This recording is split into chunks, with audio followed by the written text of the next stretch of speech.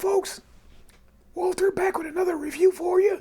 This is for the Synido TempoPad, and this thing is it's kind of neat. It's not a huge pad. My hand makes it look smaller than it is. It's not a big pad, but these buttons on here are actually pretty good size. Because as you can see, my index finger and my thumb still have plenty of room. So the pads have a good size to them. They got that silicone rubber kind of a feel to it. Nice slip, but not too slippery. Just a little give, a little sponginess. Not bad, not bad. You got rotary dials over here for continuous spin left and right, and it's detinted. And I like the fact that they put a little dot, so you gotta know where you're at. You got a knob bank, mode bank, tempo bank, pad bank, velocity type, note repeat, and then you got rewind, stop, fast forward, record, play, and loop. So nice simple layout. I like the fact you get controls over here, which can come in handy so that you can set things up. And then your pads are totally programmable. You do these from within the software. It comes with a TempoPad software, and I'll show you how to use that here in a little bit. But you can set up the pads with it, and it works great. Let's take a quick look at the back. Now, you got a lock over here, so you can actually put one of those like little laptop locks in if you need to. In case you're out gigging or something like that, you don't want it to walk away. Over here, it's a little fuzzy, sorry about that, but here's your mini output, and this uses an 1/8 inch connector to a barrel 5-pin connector on the other end, female, so that you can actually hook this unit up to external keyboards and drum machines without using a computer or tablet as a go-between. This can control a keyboard or drum machine simply from right here. You can use a USB-C connector cable with a 5-volt power supply and connect it right there. So you got standalone power. Then you got a power button on and off.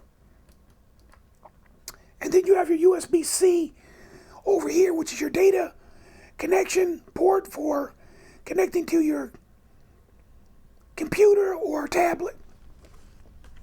So you got your connectivity, and it does come with the 1/8 inch to a 5-pin barrel connector and a USB-C cable as well.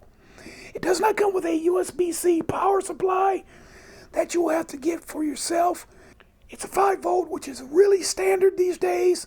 A lot of things operate that level, and there's a good chance you probably have a 5-volt plug-in power supply with a USB-A connector on one end, and you just plug in whatever device to it and then power it from that device's USB-C cable. All right, let's hook this bad boy up and see how it performs. So let me hook my USB-C in right there, and we'll switch on the power, and we should get the Windows doot-doot-doot when the driver loads. Yep, and as you can see, it lit up. Okay, we're now connected. Now, in the process of working with the system to evaluate it, I set up a kit. I set up a kit in it already, but we'll undo that just for the sake of practice when we use the software in a minute. But you get 3 pad banks, 3. So here's red, there's green, there's blue. So we got 3 pad banks there that we can set up. And the same thing goes with the knob banks. So red, green, and blue. And as you can see, as the numbers, if you look at the numbers, you can kind of see it show up there. So it lets you know what pad bank you're on as far as your knobs, which is great. So at this point, if you'll notice,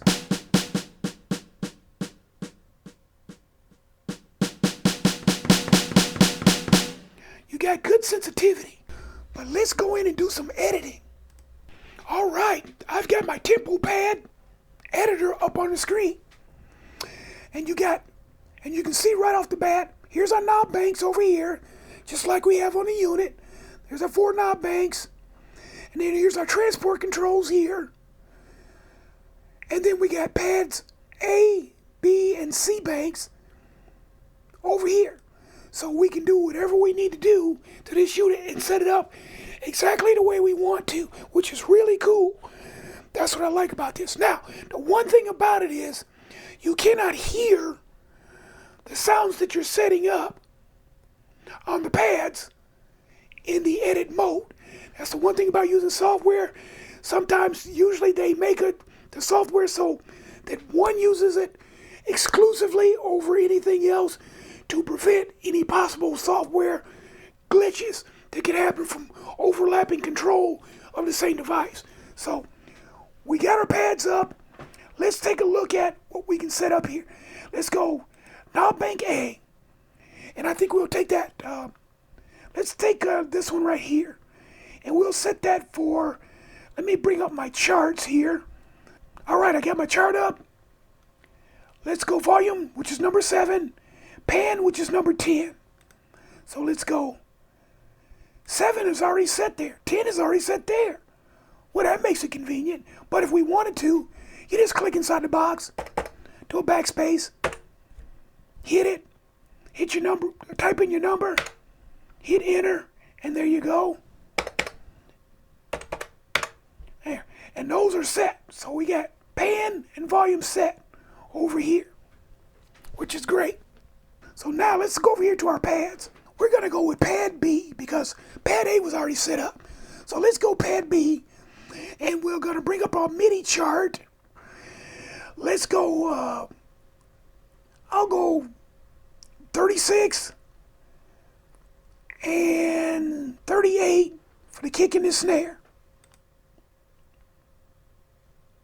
We come down here to the bottom. 36, 38, and then we'll go side stick and clap. So let's see. Side stick is 37, 39 for the clap. 37, 39. Let's get some tom-toms in there. Let's go, we're going to do 4 tom-toms, so we're going to go 50, 48, 47, and 45. 50, 48, 47, 45. Now, let's keep the magic going. Close hi-hat is 42. Open is 46.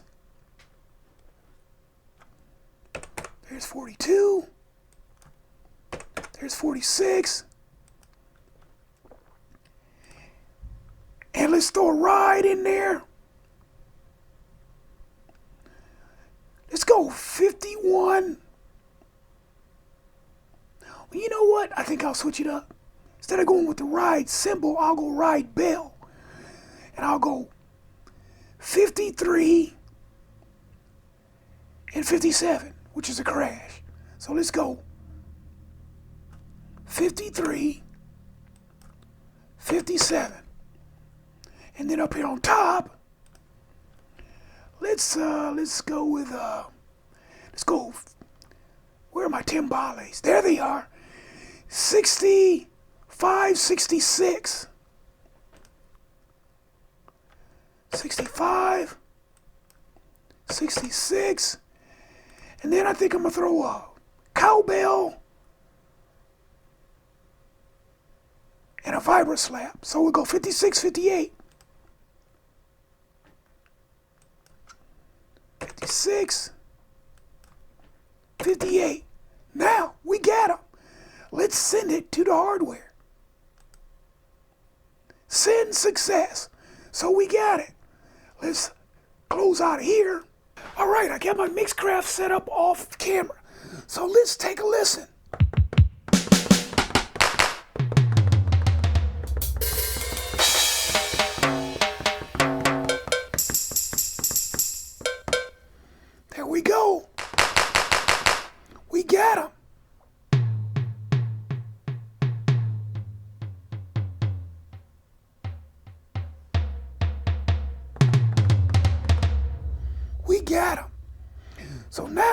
got that kit all set up just that easy, using a standard MIDI, drum chart, and CC. Let's check the volume. Give it a spin. Whenever you set something up, you give it a spin first so that everything communicates. All right, so now, yep, volume is working.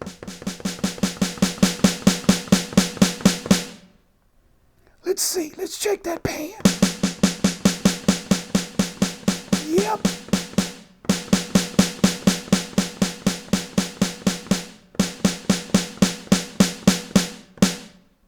All right, but we can see it works just fine. And the thing about it is, good feel, good response.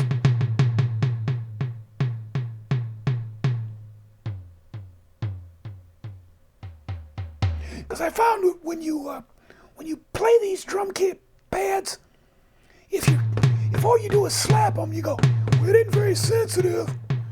Yeah, it is. Play it. If you're going for subtlety, learn how to play just like you would a piano. Touch it. And then just apply pressure. Then if you gotta hit it full on, you go at it. Then you can tap on it. But the sensitivity is excellent. So I give this unit 5 stars. Great size, good look, 3 memory locations, which gives you a total of 48 drum pads to set up, or samples and loops if you'd like. Easy controls over here to set up.